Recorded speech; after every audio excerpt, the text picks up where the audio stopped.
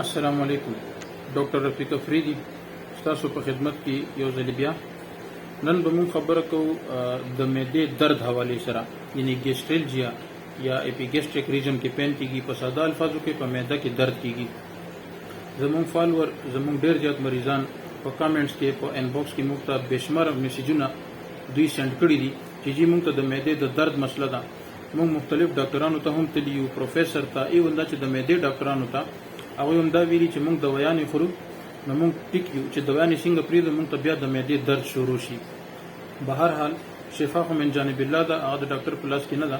خو نن به موږ تاسو سره په دې ویډیو کې یو داسې میډیسن، یو داسې تحفه شیر کوو چې انشاءالله د دې میډیسن استعمال سره به تاسو په مستقل توګه باندې د معدې چې کم درد دی یا کم تاسو په دې ځای کې درد کیږي هغه په مستقل توګه باندې ټیک شي.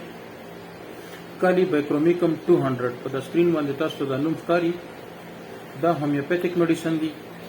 اکثر مریضان د بهر ملکونو موږ نه دا تپوس کوي چې دا میډیسن به چرته ملو شي، دا د څه میډیسن دی. هغوی ټولو ته اوس جواب ورکوم چې دا هومیوپیتیک میډیسن دی. دا به تاسو چې په هر ځای کې په بهر ملکونو ولا سپیشلی تاسو په خپل کنټری کې چې کوم ځای کې تاسو کار روزګار کوئ الته تپوس وکړئ چې دلته هومیوپیتیک ډاکټر یا هومیوپیتیک فارمیسی شته کوي، نو الته نه به تاسو ته په اسانه ملو شي. که بیا نه ملويږي نو په پاکستان کې په ګډ کې په هر شهر کې ایون په کلو کې هم د هر هومیوپیتیک ډاکټر سره یا هر هومیوپیتیک سٹور کې به تاسو ته په اسانه ملو شي. که به هر تاسو ته نه ملويږي نو ځان له پاکستان نه وروغړئ. دا میډیسن به تاسو 5 کترې غرمه 5 ماښام په نیم ګیلاس اوبو کې اچوئ. دا ډراپس دي او تر 15 دن یعنی 15 ورځې تاسو استعمال کړئ. د 15 دن استعمال سره به تاسو د معدې درد په مکمل توګه باندې ختم شي، یعنی ټیک بشي.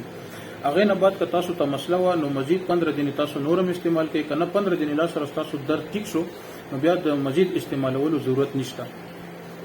امید ده ان شاء الله چې پوښي وي. بیا هم که تاسو په ذهن کې څه کنفیوژن وي، نه پوښي څه تاسو کول غواړئ نو په انباکس کې تاسو موږ ته تاسو کولای شئ. ان شاء الله چې موږ ته فری ټایم ملويږي ضرور به موږ تاسو ته ریپلای کوو. السلام علیکم.